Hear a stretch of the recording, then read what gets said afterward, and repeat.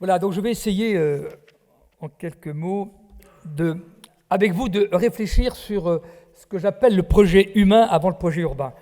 Parce que finalement, la ville, le territoire, certes, ce sont des documents, les PLUI, c'est des PLH, des SCOT, tout ça, mais c'est d'abord un projet humain. Et j'ai l'habitude de dire, on n'habite pas un PLH, on n'habite pas un PLUI, on n'habite pas un SCOT, on habite un territoire, une ville, un quartier, une rue, une ambiance. Et c'est ça qu'il faut faire ressortir, et c'est d'autant plus important aujourd'hui qu'on est dans des mutations phénoménales.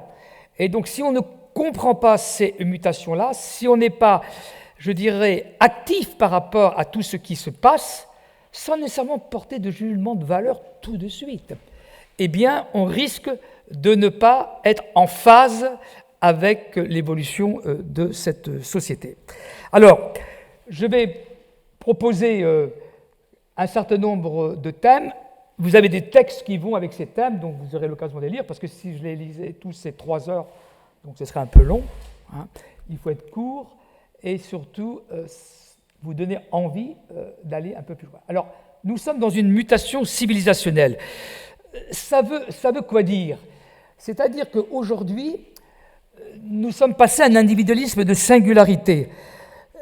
Pierre Rosanvallon l'explique très bien, on a une plus grande autonomie dans l'entreprise, entraîne une angoisse existentielle grandissante, il montre, Pierre Rosanvallon, que le passage d'un individu universaliste à un individu de singularité va rendre l'action politique difficile dans le cadre des institutions de la démocratie représentative, qui ne sont pas aujourd'hui suffisantes par rapport au débat avec les citoyens. Il va falloir inventer autre chose. Mais ce n'est pas que la démocratie participative, parce qu'il y a un pourcentage très restreint qui participe sur la démocratie participative. Et ce n'est pas non plus la démocratie directe. On ne peut pas continuellement poser des questions et répondre par oui et non, parce que le référendum, la question doit être simple. Or, bien souvent, on sait bien que dans l'aménagement d'une ville, c'est un peu plus complexe. Et donc, il va falloir sans doute inventer autre chose. Moi, j'ai une idée. Je pense qu'on y arrivera, mais aujourd'hui, ça paraît difficile. Il faudra que dans une semaine, on travaille, mais tout le monde, 3 jours. Le 4e jour, il est donné à la société. Ça fait partie de votre contrat. Alors, ça peut être le suivi d'une opération urbaine qui vous intéresse, ça peut être d'aider des jeunes au niveau scolaire, ça peut être aider des gens au niveau de la santé publique, enfin, c'est faire quelque chose qui vous fait rencontrer, si vous voulez, les gens dans une autre relation qu'une relation de travail. Et puis le 5e jour, alors c'est peut-être le plus difficile, c'est de faire un métier qui n'a rien à voir avec vos compétences. Pourquoi? Moi, je suis un privilégié. Monsieur le Président, vous êtes un privilégié. On vous parle correctement, même si quelquefois vous avez des citoyens qui peuvent être désagréables, mais on vous parle correctement. Je me souviens, pendant les manifestations, je disais aux policiers, je discutais avec eux, je dis, vous me parlez bien, mais monsieur, c'est normal. Je dis, non, pas tout à fait. C'est la manière dont je parle, vous avez intérêt à bien me parler. C'est-à-dire qu'on a, suivant nos situations, on a des chances que certains n'ont pas, parce que la manière dont on est. Et donc le fait de faire un métier qui n'a rien à voir, par exemple, étant donné mon âge assez âgé, je travaille dans un bureau de tabac. Et dans le bureau de tabac, les gens y rentrent, ils disent « je veux ça ». Je dis « oh, ils peuvent peut-être se dire bonjour ». Moi, je suis frappé, je voyage beaucoup dans beaucoup de villes, quand je vais au salon Grand Voyageur, bon, ceux qui sont dans les salons Grand Voyageur, c'est quand même plutôt des cadres, des gens, etc. Combien il y en a qui ne disent pas bonjour, ni pas au revoir? Une fois, je fais une conférence à la COFIWAT. La COFIWAT, c'est une structure qui réunit d'anciens directeurs d'administration centrale, d'anciens préfets, donc des gens qui ont eu des responsabilités importantes. Beaucoup habitent dans Paris. Et je leur dis, je devais faire une conférence sur l'empathie urbaine. Et je leur dis, beaucoup, vous êtes venus en bus. Oui, beaucoup étaient venus en bus. Je leur dis, vous avez dit bonjour au chauffeur de bus? Ah non. Je dis, comment? Ma conférence ne peut pas avoir lieu. Je pille mes affaires. Vous vous rendez compte? Devant des gens qui ont eu des responsabilités aussi importantes. Puis je reviens. Je dis, je suis chrétien et je vais commencer par la sœur Emmanuelle. La sœur Emmanuelle, quand elle vous rencontrait, j'ai eu l'occasion de la voir, elle vous disait, qu'as-tu fait aujourd'hui pour les autres? Je me dis, mettez-vous ça dans la tête. Qu'avez-vous fait aujourd'hui pour les autres? Et ce problème-là, si vous voulez, de la résonance, comme dit Hartmut Rosa, un philosophe allemand, c'est quoi être en résonance? C'est pas de répondre tout de suite à une question qu'on vous pose. Oui, vous avez tel problème, voilà. Non, en résonance, c'est de prendre du recul, de prendre le temps d'écouter, de se dire, tiens, qu'est-ce que me dit cette personne? Qu'est-ce que ça veut dire? Tout ça. Je vous prends un exemple. Dans la ville de Rennes, bon, j'avais l'habitude d'aller, quand on partait en vacances ou rentrer dans une crêperie, la personne savait que j'avais été élu, bon, je n'étais plus élu, mais enfin bon, quand on a été élu longtemps, on est toujours un peu élu. Et elle me dit, alors qu'à côté de son restaurant, il y a un espace public, très vert, tout ça, il y avait un parking autrefois, mais il y a 15 ans qu'il est parti. Elle dit, Monsieur Chapuis, c'est pas normal, ce parking, quand même, il était vachement bien, tout ça, etc. Je lui ai dit, qu'est-ce que ça cache? Ça fait 15 ans qu'il est parti, son parking. Donc je lui explique que dans les villes aujourd'hui, les espaces publics prennent de l'importance et on végétalise, et on rend par rapport à la chaleur, aux évolutions, tout ça. Et ça se fait partout, pas que dans les villes et dans les pays nordiques, mais aussi en Italie, en Espagne. Et je lui dis, bon, c'est quand même agréable. Puis je dis, mais votre commerce, il marche très bien. Monsieur, je viens de le vendre, et je l'ai très bien vendu. Et en fait, son problème, c'est que c'est une femme qui travaillait énormément. Elle venait de vendre son commerce, bien vendu, ce qui est quand même rare quand un commerçant dit qu'il a bien vendu. Hein. Et en fait, son problème, c'est qu'est-ce que je vais devenir? Simplement, elle n'allait pas commencer à me dire, j'ai vendu mon commerce, je m'interroge, je suis encore en bon état, qu'est-ce que je vais faire? Vous voyez? Donc, elle trouve un biais qui n'a rien à voir, qui correspond à rien du tout.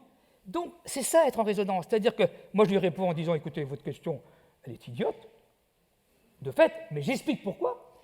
Et après, je fais ressortir la question qu'elle voulait me dire. Et après, on a discuté sur ce qu'elle pouvait faire, tout ça. Pourquoi je dis ça? Parce qu'aujourd'hui, on vit 700 000 heures, tout compris. Nuit et jour, 700 000 heures. Et on a 350 000 heures à soi. Le temps de travail, il représente entre 12 et 17% de notre vie aujourd'hui. Nos grands-parents vivaient 400 000 heures. La retraite, souvent, ils ne la connaissaient pas. Aujourd'hui, on peut être en retraite et ses parents sont toujours vivants. D'où le problème du patrimoine qu'on récupère quelquefois jamais ou très tardivement. Mais c'est des questions nouvelles. La famille. C'est quoi la famille aujourd'hui? Autrefois, quand on se mariait, il y avait la photo, les mariés et les parents de chaque côté. Maintenant, quand les gens se marient, et quand ils se marient, c'est avec les amis. Quelquefois, la famille n'est même pas là, les parents sont quelquefois pas là. 30% de jeunes femmes ne veulent pas d'enfants et quelquefois pas de mari. Quand vous dites ça à un certain nombre d'élus, mais comment ça? Qu'est-ce qui se passe? Mais c'est une réalité. Il ne s'agit pas de porter le jugement de valeur, il s'agit de voir comment tout ça, ça bouge. Et quand on se met en couple, tant qu'on n'a pas d'enfant, on est chacun dans son appartement, on lave son linge sale et puis on se voit que pour le bonheur. C'est ça, des évolutions. Dans une ville comme Rennes, et sans doute vous le vivez aussi, 47% des ménages, c'est une personne. Alors, il y a beaucoup d'étudiants, certes, mais il y a aussi, à un moment donné, on se retrouve seul. Et comment est-ce qu'on vit la vie collective quand tout d'un coup, on a une famille, on a une femme ou un mari, et puis voilà. Donc, tout ça, c'est des choses qui évoluent. Et puis, le brouillage des âges. On est vieux à partir de quel âge? Si je pose la question, qui est vieux ici? Levez la main. Oui, il est jeune. Personne n'est vieux. On est jeune jusqu'à quel âge aujourd'hui? Compliqué. Et le problème, ce n'est pas de rester jeune, c'est de rester adulte. C'est un autre débat. Donc, vous voyez, ce sont des choses qui sont quand même, si vous voulez, qui sont importantes parce que on voit que tout ça, ça bouge. Alors, encore une fois, il faut essayer de comprendre. Bon. Ensuite, cet individualisme de singularité fait que chacun est déterminé par son histoire et pas par sa condition simplement, par son histoire. Or, chaque histoire est particulière, ce qui fait que c'est difficile pour les responsables publics de répondre aux questions parce que la personne vous dirait « oui, mais moi je suis… bon. » Donc, la difficulté, c'est qu'il faut qu'on essaye d'inventer une démocratie de la connaissance pour pouvoir partager un certain nombre de choses et concilier le souci de soi avec le souci de l'autre, ce qui n'est jamais très facile aujourd'hui, parce que finalement, on a, si vous voulez, une telle volonté d'être bien, qu'on oublie qu'on n'est pas tout seul. Et puis la marchandisation du monde dans lequel on est, c'est là que le système économique n'est pas qu'un système, le néolibéralisme économique, il prend toute notre vie. Et grâce aux nouvelles technologies, la société de consommation s'est personnalisée. Étant donné mon âge, moi je reçois par mail, pour payer un enterrement, plein de choses, vous voyez. Je lis le journal La Croix, je reçois plein de trucs sur des cathos tradis qui m'énervent profondément. Vous voyez. Donc, chacun suivant reçoit. Et vous avez à un moment donné une fatigue informationnelle. Vous avez un certain nombre de nos concitoyens qui ne sont que sur les réseaux. Que sur les réseaux. Et cette fatigue informationnelle fait qu'à un moment donné, on décide que des algorithmes vont répondre pour nous. Et dans le débat de la ville, ça veut dire que l'espace public, aujourd'hui, quel était l'intérêt de la ville et de l'espace public? C'est la rencontre corporelle, c'est de pouvoir discuter, échanger, pas être d'accord.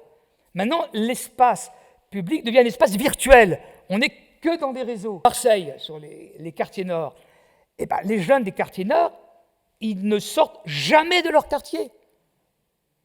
Ils ne vont jamais dans le centre-ville. Ils restent entre eux. Et ce qui fait qu'à un moment donné, vous avez une espèce d'essentialisme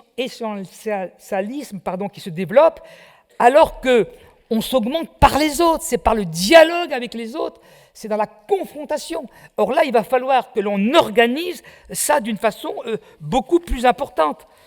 Et ça, ce n'est pas facile. Et en fait, c'est mettre en place ce qu'on peut appeler l'altérité, l'urbanité et la diversité. C'est quoi ? C'est Thierry Pacaud qui l'explique très bien, la combinaison heureuse de l'urbanité, de la diversité et de l'altérité. L'urbanité étant la capacité à échanger et à communiquer, la diversité, la pluralité des âges, des sexes, et on peut être en retrait de nos parents qui sont toujours vivants, ce que je disais, et l'altérité, c'est la capacité à reconnaître l'autre dans sa différence. Or ça, c'est très important, d'accepter que l'autre est différent de moi. Et ça devient de plus en plus difficile, ce débat-là. À Rennes, vous vous rendez compte, à Rennes, une dame un jour me dit, il n'y a pas très longtemps, Monsieur Chapuis, il y a trop de... Alors moi je fais toujours l'âne dans ces cas-là. Oui, il y a trop de gens verts, bleus, rouges, jaunes, marrons, noirs. Oui, noirs. Mais je dis, madame, vous savez qu'on était tous noirs, on est partis de l'Afrique. On est devenus blancs parce qu'on est remonté dans le Nord. Pascal Pic, le paléanthropologue, l'explique très bien. Et l'homo sapiens que nous sommes s'est baladé toujours depuis 300 000 ans, partout. Le grand remplacement, ça ne veut rien dire. Le métissage de notre société a toujours existé. Ah bon? Là aussi, il faut, je pense, aujourd'hui, en tant que responsable public, qu'on soit élu ou contre, c'est expliquer un certain nombre de ces évolutions-là. Et on est tous des homo sapiens. Donc on se ressemble tous. Tout d'un coup, un peu de mal. J'étais président du tourisme urbain. Et donc, dans le travail que l'on faisait, par exemple, Paris, alors les gens me disent, oui, Paris, la cuisine française, pourquoi, la culture française, ok. Je dis, est-ce que vous savez combien il y a de restaurants de cuisine étrangère à Paris? Alors souvent, les gens ne savent pas. Plus de 55%. Ah bon? Ben oui, si vous voulez manger les meilleures cuisines du monde, vous allez à Paris. À Nice, il m'est arrivé de faire un topo devant les îles de Nice. Et donc, il me présentait les magnifiques... paysages, végétation, tout ça. Je leur dis, oui, c'est formidable. Vous savez d'où elle vient, votre végétation? L'Afrique du Nord. Ah bon? Les lieux de culte. Je connais bien le préfet de région de Provence-Côte d'Azur, qui était un préfet à Rennes, Christophe Mirmonde, qui est un type vraiment extraordinaire. Il avait fait pour l'inauguration du couvent des Jacobins, qui est notre lieu de congrès à Rennes, un discours exceptionnel. Et il avait fait un discours, il avait montré à la fois l'histoire du lieu, Au niveau anthropologique, il y avait des dominicains, il avait expliqué comment c'était en dehors des remparts de la ville, qui étaient des lieux où, quand la ville se fermait le soir, ces couvents recevaient tous les gens, tous les précaires, tout ça. Il avait tout à fait bien expliqué l'histoire, voyez. Et c'est pour ça, c'est ce qui m'a frappé dans la visite que m'a fait Olivier Delbecq, exceptionnel. C'est pas parce qu'il est directeur, Monsieur le Président, mais exceptionnel. C'est qu'il m'a montré le lien de l'histoire et de la géographie. Et ce que vous avez dit, et vous l'avez très bien démontré, les territoires, ils bougent tout le temps. Il faut arrêter de dire. Et ils bougent tout le temps, et vous montrez très bien comment le port, il évolue, comment le lien du port avec les programmes de logement, avec le réaménagement le long des fleuves, il y a tout, c'est de rendre finalement la ville agréable et facile pour tous. Alors quand on dit ça, tout le monde dit « OK », mais quand on y met dans la pratique, c'est un peu plus compliqué.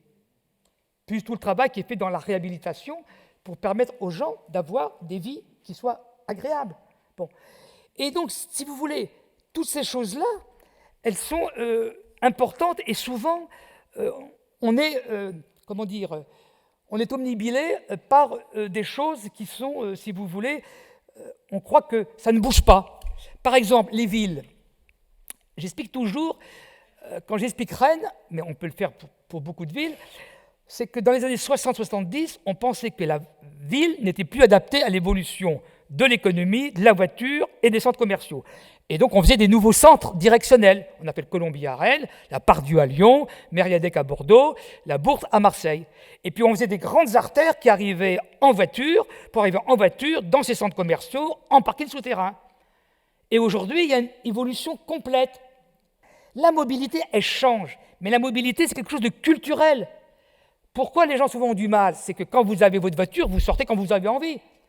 La mobilité plurielle, elle vous impose des horaires, donc il y a des changements.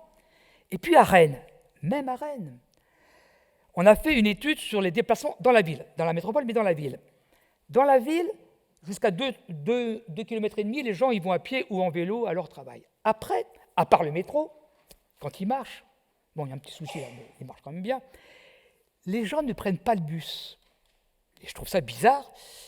Et j'interroge mon ancien collègue qui était l'adjoint à la mobilité quand j'étais élu, un élu du Parti communiste, un type extraordinaire, qui a quitté le parti aujourd'hui, mais bon, peu importe. Il me dit, mais Jean-Yves, qui est dans le bus? Les jeunes, les précaires, les arabes, les noirs, tout ça. Eh bien, il y a plein de gens de milieux, disons, par les vite blancs, couche moyenne, cadre, qui ne prennent pas le bus parce qu'il y a ces populations-là. En Bretagne, on dit en Bretagne, soi-disant que le vieux fonds social chrétien fait qu'il y a des démocrates chrétiens, des sociodémocrates et tout ça. Il n'y a pas le RN. Vous allez voir le RN la prochaine fois ce qu'il va faire aux élections européennes. Parce qu'en Bretagne, le discours, on a un territoire magnifique. On protège bien la côte. Vous habitez Rennes, vous allez le dimanche manger des huîtres à Cancale, vous pouvez boire maintenant un verre de vin, vous faites la route Cancale-Saint-Malo, génial. Et vous rencontrez que des blancs. Vous êtes tranquille. C'est-à-dire que vous avez un discours, il ne faut pas qu'on accueille trop de monde, les maisons secondaires, c'est pour les Bretons. Donc vous avez une évolution, là, vous voyez aussi là, d'une forme d'identité extrêmement qui se referme sur elle-même. Et donc, il faut faire très attention. Donc, pourquoi je dis ça? Parce que souvent, la Bretagne est perçue comme vraiment une région qui serait extraordinaire, pour aller dire social-démocrate, démocrate, chrétien. Ce n'est pas vrai. Ça va beaucoup, beaucoup changer. Donc, ça, c'est... Ensuite, le culte de la performance. Alors ça, c'est une vraie question. C'est qu'aujourd'hui, on demande aux gens d'être extraordinaires. Dans une entreprise, dans son boulot, s'il y a un problème, c'est toujours votre faute. C'est jamais la faute de la structure. C'est jamais la faute de l'ensemble. Et donc, vous avez plein de choses pour dire « il faut que je sois génial ». Et donc, on peut se fatiguer soi-même à la fin, si vous voulez. Donc, toutes les formations que vous avez là pour se sentir bien, tout ça, etc. Or, ça, c'est une vraie question. C'est-à-dire que nous sommes entrés dans l'âge de l'individu quelconque, c'est-à-dire un âge où n'importe qui doit s'exposer dans l'action personnelle afin de produire et montrer sa propre existence au lieu de se reposer sur les institutions qui agissent à sa place et parlent en son nom. C'est-à-dire qu'il y a aussi une partie collective de responsabilité. Et ça, aujourd'hui, non, on dit aux gens, il faut que vous soyez extraordinaire, génial tout le temps. Ce n'est pas possible. La marchandisation du bonheur, ça c'est une vraie question. C'est pour ça que quand on dit qu'il faudrait que être plus sobre, être moins consommé, tout ça. Mais on est dans une société où cette marchandisation, elle est phénoménale, et dans tous les domaines. Et comme il y a une perte de, si vous voulez, de la spiritualité, comme dit Vigarello, l'âme est arrivée dans le corps aujourd'hui. Et donc, tout d'un coup, on pense qu'il faut être heureux partout, le bonheur intégral. Mais non, la souffrance, notre condition humaine, notre tragédie de la condition humaine, c'est une réalité. Et donc la tendance aujourd'hui, on pense au transhumanisme, hein, des gens qui vous disent un jour, on n'aura plus de problème, on n'aura plus de maladie, plus rien. Il faudra peut-être ne pas mourir même. Ou alors on dit les animaux sont des êtres vivants à notre niveau. Non, on est des êtres humains. Ça ne veut pas dire qu'il ne faut pas mieux traiter les animaux, mais nous, on est des êtres humains. C'est quoi la différence? On est les seuls à s'interroger sur l'au-delà. Qu'on donne une réponse ou pas, c'est un autre débat. Et vous voyez, toutes ces questions-là fait que tout ça, ça bouge dans tous les sens. Donc, ce n'est quand même pas très facile. Et cette marchandisation du bonheur, elle est phénoménale. Il y a une philosophe, Eva Illouz, qui explique, par exemple, vous avez vu les émissions à la télévision, pour choisir sa partenaire ou son partenaire, ils font des tests hein, pour savoir qu'il y a 80 ou 85%. Et elle cite le cas d'une femme qui avait répertorié quelques hommes, et la première qu'elle rencontre, la manière dont elle serre la main, elle dit c'est terminé.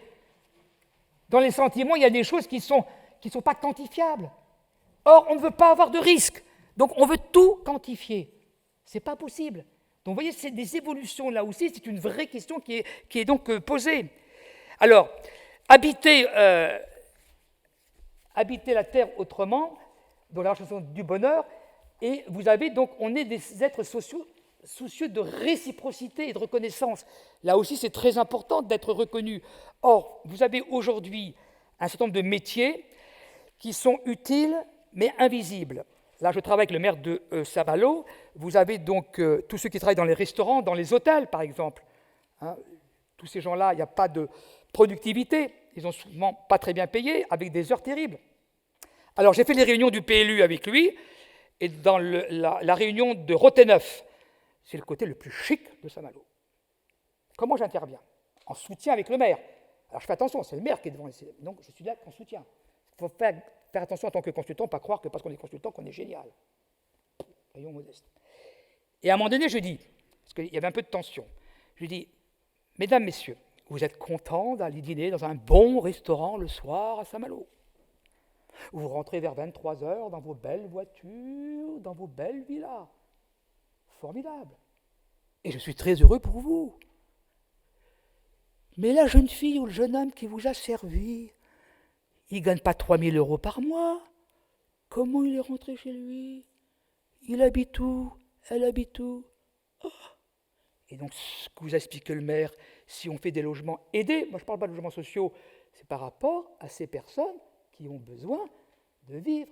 Et dans notre société de service aujourd'hui, ces métiers sont de plus en plus importants. Et ces gens-là ne se sentent pas appartenir à un groupe social. C'est ça la grande évolution de l'économie. Ce que dit très bien Pascal Péridou dans son dernier livre, Le goût de la politique.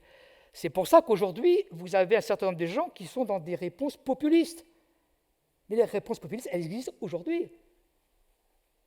J'espère qu'on n'y arrivera pas demain, mais elles sont déjà aujourd'hui. C'est ça la vraie question qu'il faut se poser.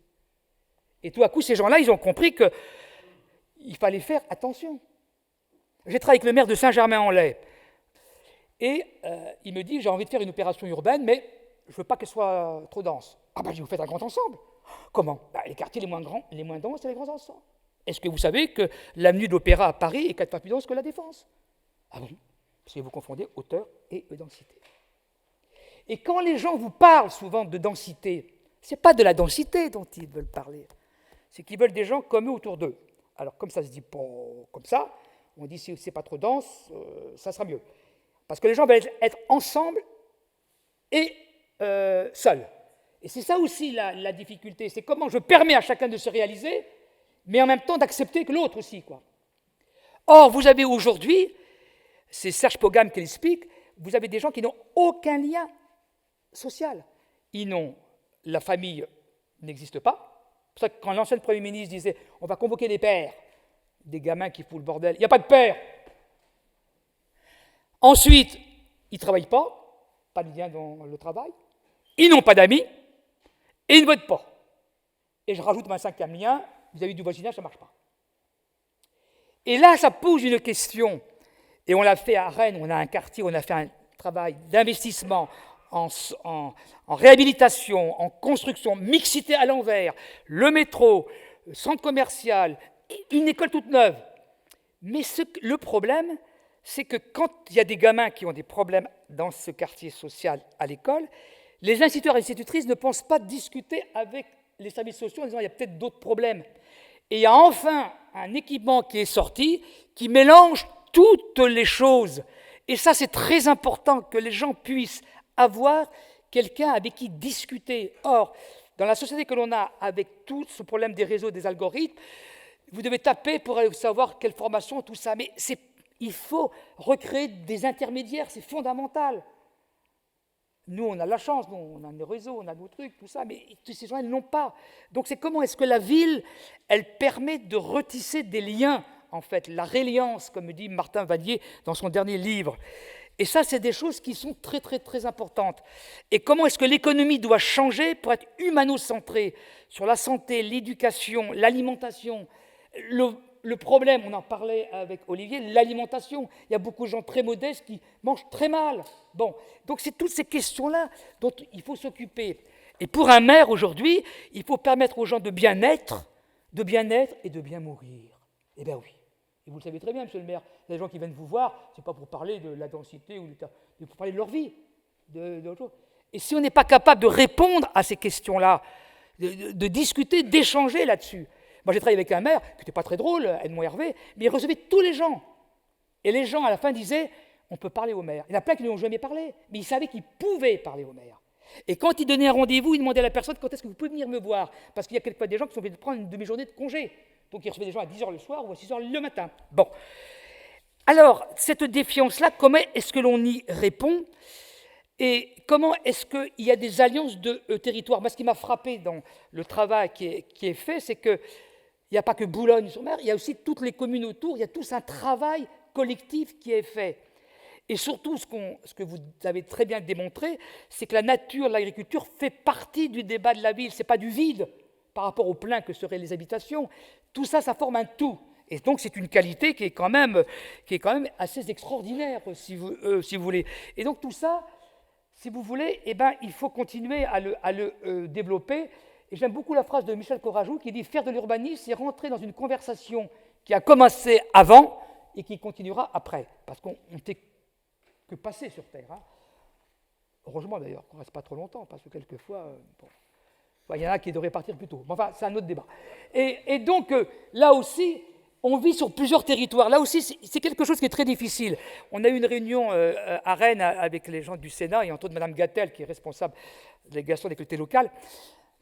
Et le Sénat a du mal à comprendre qu'aujourd'hui, les gens vivent sur plusieurs territoires. Et donc, ça veut dire quoi ? Ça veut dire que les limites territoriales aujourd'hui ne sont plus nécessairement adaptées à la vie démocratique. Ce qui pose un problème.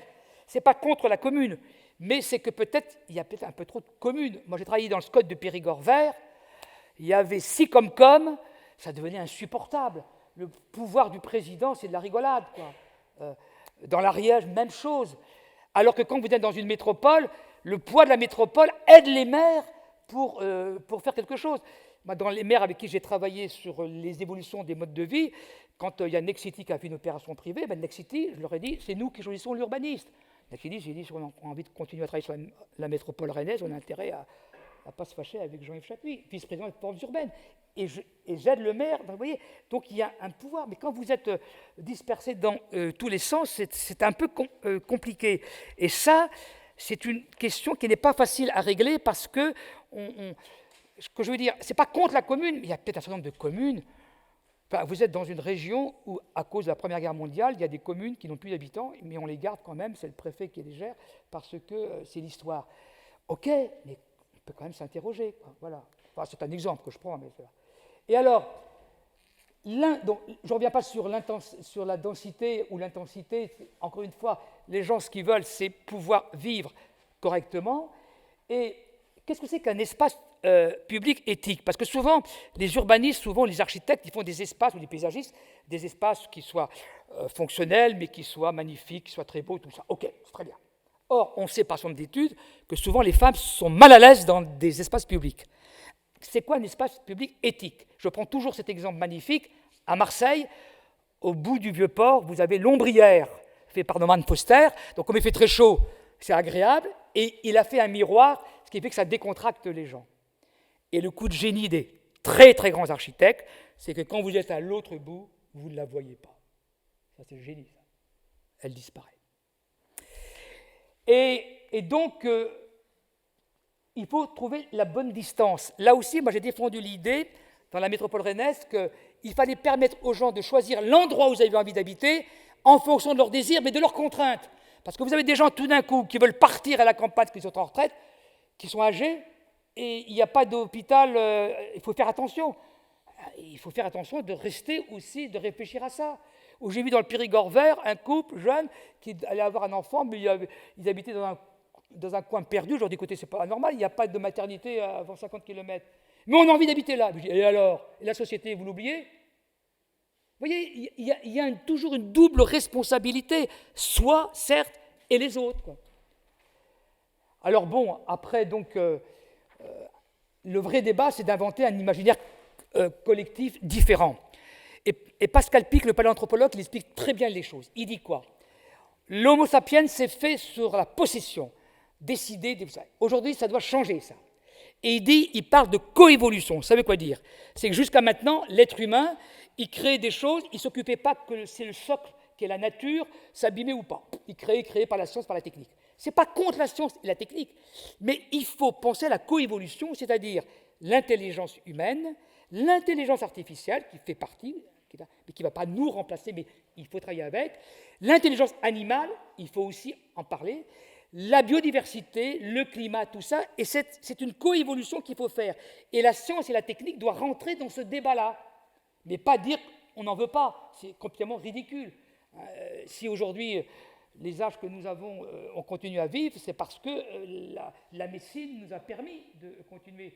Sinon, on mourrait à 50 ans. Pourquoi dans les pièces de Molière, les vieux épousent des jeunes? C'est parce qu'à l'époque, les jeunes femmes mouraient en couche à 30 ans.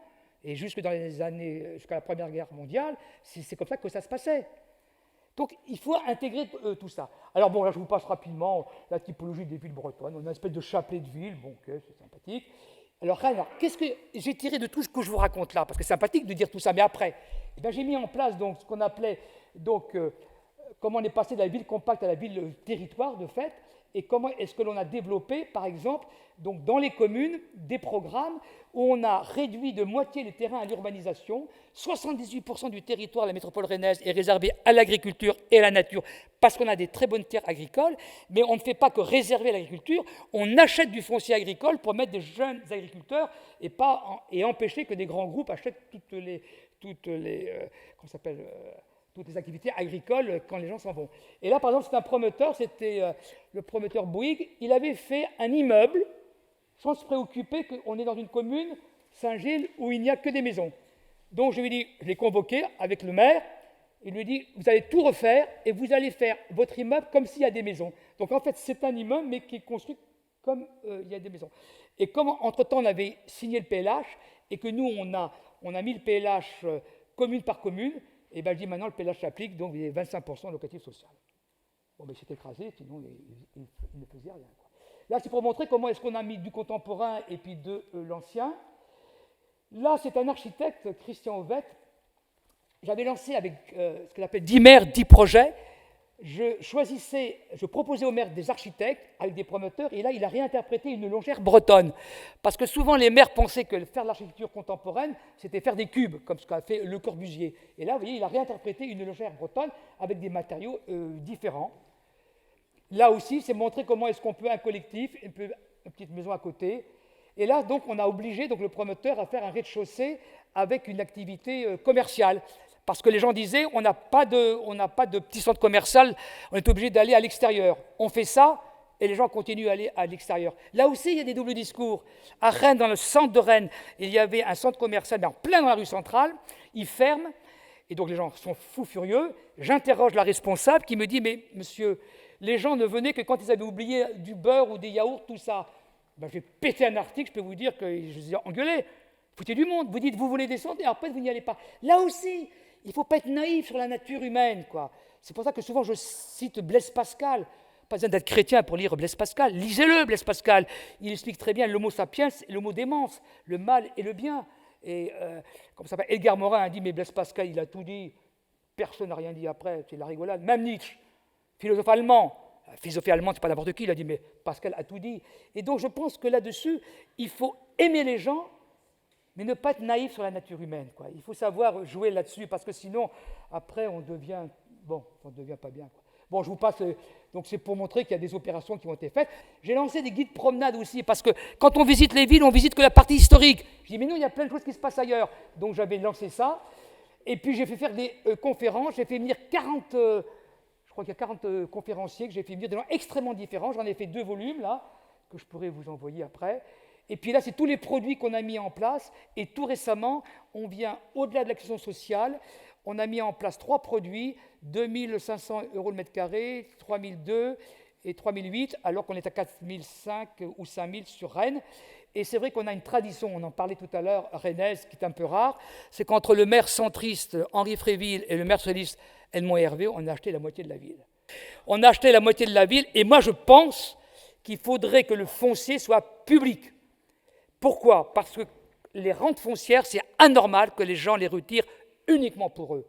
Dans une ville comme Rennes, mais comme chez vous, toutes les dépenses en équipement public, c'est quand même la collectivité qui le fait. C'est peut-être la chose que le président Macron pourrait faire, c'est de prendre au moins cette décision-là, de dire dans toutes les métropoles, eh bien, le centre-ville est donc public. Ça serait bien. Bon, enfin, c'est difficile. Alors après, je ne vous parle pas, là, donc on a mis en place l'organisme foncier solidaire, comme je pense que vous faites ça aussi, et puis après, négociation avec les privés, discuter, échanger continuellement. Et voilà. Donc, si vous voulez, la ville, c'est d'abord permettre aux gens de vivre une ville agréable, le plus agréable possible, la ville pour tous, que tout le monde trouve sa place et qu'on aide les gens à trouver leur place sans être naïf sur la nature humaine. Blaise Pascal et la sœur Emmanuelle, et avec ça, vous êtes garantis pour la vie éternelle. Ce qui n'est pas négligeable d'y croire un peu quand même.